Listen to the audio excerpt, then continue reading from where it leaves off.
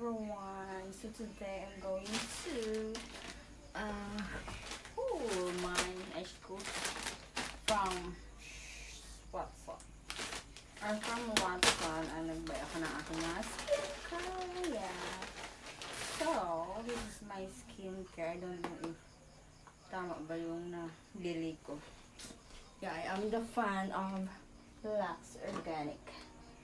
So I think it's wrong. Tama man. Yeah.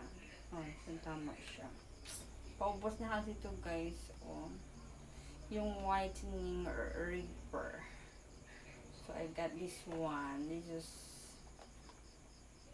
500 plus and this one the retinol. Nag-retinol ako.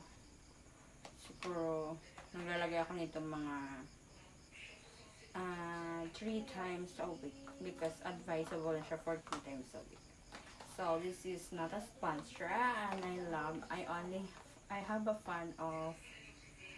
fan of Lux Organic. Maganda talaga siya. It's very recommended. I recommended it to you. Kadong face. No, it's okay. Cheers. And nag-buy ako ng aking cleansing. It's cleansing. I buy 4 because this is only cheap. Because the other one na bili ko is wala siya. Out of stock siya. Lux Organic. Lux Organics din naman yun. Pero I tried this one first. I already tried it but it's nice. The Catted Hall.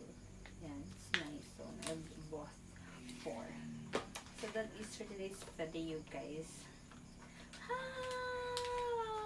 Okay.